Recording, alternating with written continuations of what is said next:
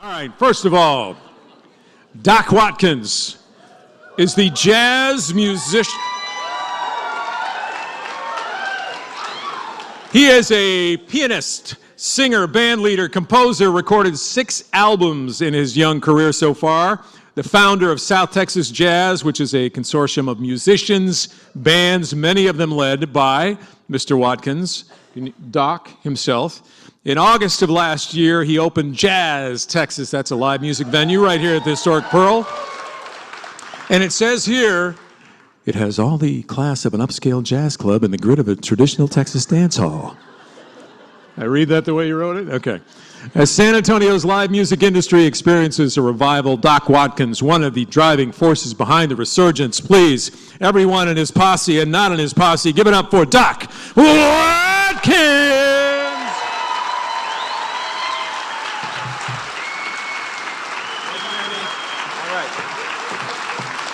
Thank you, everybody. Thank you, Randy.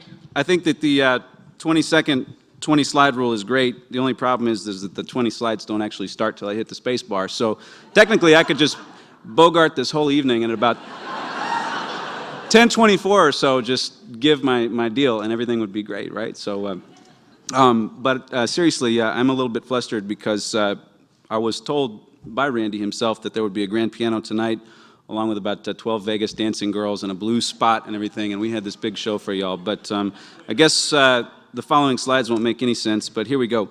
So thank you all for having me. It's an honor to be here. I'd like to talk to you all about the word entertainment. It's a word that's very important to me, obviously, and it's a word that's intrigued me and fascinated me and also perplexed me for most of my adult life and my career, because it's everywhere.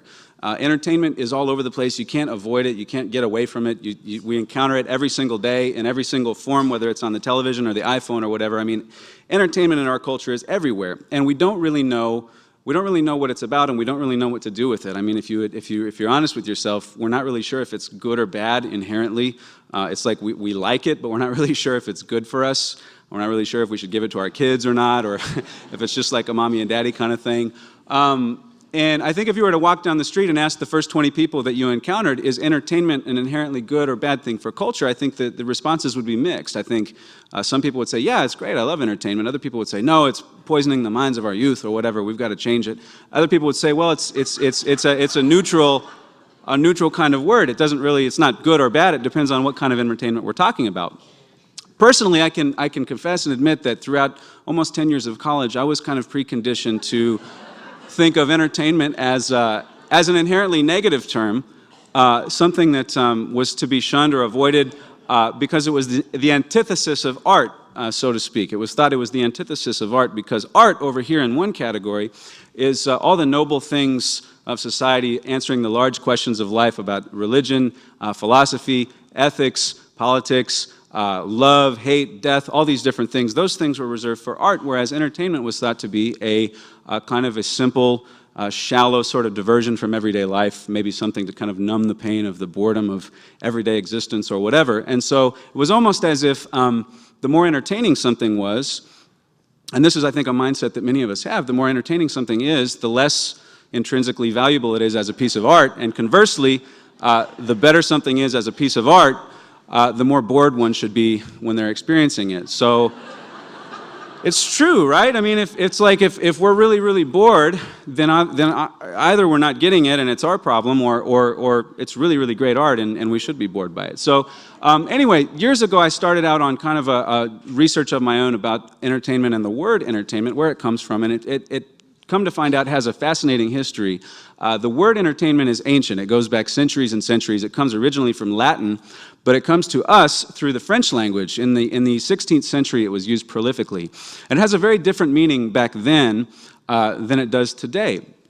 The word entertainment in its original sense is used in the sense of entertaining a conversation or entertaining an idea or considering an idea. In the late 16th century in France, it was used to mean entertaining guests in one's home with food and drink. Now, what's interesting, what's fascinating to me is that in the 1620s, about 30 years after the food and drink kind of reference, it started to be, there was another word that began to develop. This word was never used in Shakespeare, but it was kind of a new word invented in the early 17th century. We don't know by whom, probably some disgruntled teenagers trying to be different or whatever. They came up with this new word called amusement.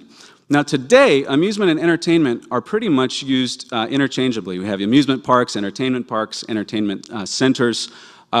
They're synonymous, and if you look in the dictionary, entertainment and amusement are actually considered synonyms. You can look it up. Back in the 1620s, though, amusement meant a trick. So to amuse somebody was to deceive them, or to beguile them, or to delude them, or to distract them with your left hand while you picked their pocket with their right hand. It was a very much a trickery kind of word. A muser was somebody that stared stupidly, excuse me. And it's fascinating to me that now, like in the restaurant business, we have the amuse-bouche. Y'all familiar with the amuse-bouche? I gotta say, personally, no offense to anybody, not a big fan of the amuse-bouche. Why? Because it's amazing, and it's like this big, and you can't bribe your server to give you more of it. I mean, it's like this unspoken thing. Like, try to give your server $100 to bring you like 20 more amuse-bouches, and they won't do it. I mean, somebody should open up a restaurant called amuse-bouche, and they just serve like 50 of the little amuse-bouches. And I don't even know if that's the plural. I don't think there is a plural for amuse-bouche. You only get one of them, and like that's the deal. But the idea, and it doesn't have anything to do with what you're about to get. It's kind of a scam. It's a big hoax, but it has the word amuse in it. And it's fascinating to me that over the last 400 years, gradually, the word that has meant to trick somebody, a scam, a hoax, has been gradually intertwined and interchangeable with a word that means to invite old friends into one's home, make a fire in the fireplace, open up a bottle of wine, cook them a nice dinner, and have meaningful conversation late into the evening. I think that's tragic. So why do I bring this up? Oftentimes, so as Randy mentioned earlier, I have this little joint around the corner called Jazz Texas, and thank you. If you haven't been, I'd love for y'all to come, and if you've been, I hope you had a great time and you'll come back. But everybody asks me almost every day, like, what was the inspiration behind Jazz Texas? Like, why did y'all open it? What are you trying to be? Are you just trying to be a great music joint? And at the end of the day, like, the essence of our inspiration for this place was we wanted to try and reclaim and to recapture and to redignify, in a sense, the meaning of the word entertainment. And so that's why we have a kitchen with amazing food, and why we have an amazing bar staff. That's why we spent more time on our architectural design and the color of our furniture than we actually did on the musical programming, from the stage. Because we felt in order to actually entertain people in the true sense of the word, in a meaningful way that would actually have impact and have lasting memory, that we had to create an environment and an experience for folks that had many layers, that wasn't just one-dimensional, but that was something with some kind of depth, to where it was, in the true sense of the word entertainment, kind of a two-way conversation that would happen between us and our guests, where we would express ourselves to them using whatever media we use, whether it's food or drink or furniture or architecture or lighting or music or whatever. And then they would, respond hopefully by dancing or by just, whether it's applause or by having a great time is a way that they respond to us. But which I think for any artist, and the artist and entertainer really should be more synonymous than the entertainer and the amuser. They're not considered that way, but the artist and the entertainer really are one and the same thing, and I think our highest calling is truly to recapture and to embody the idea of entertainment in its truest sense. And anyway, y'all have been a delightful audience. Thanks so much for having me. I got a Mardi Gras show over at 8:30, so come and join us afterwards, and thank you. Awesome. Wait, you can't leave yet.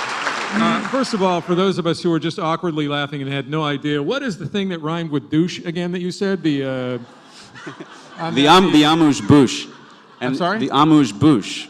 So I think, and if you're really into it, then you're the amuse-douche, right? Well.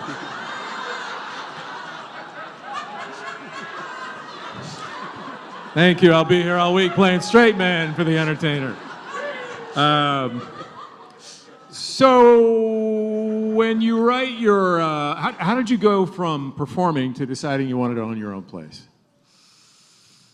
What was that like? That was a very gradual process, which I'll tell you what it was like. The best analogy I can think of is, when they take those laboratory mice and they drug them up and everything, and they put them in a little maze, and you watch the mouse kind of try and find its way from one end to the other, and it's like dead end after dead end after dead end, and then they got to turn around, and they finally get to almost to the very end and realize that they hit the biggest dead end of all, and they have to backtrack, and then eventually they find their way out. It was like that.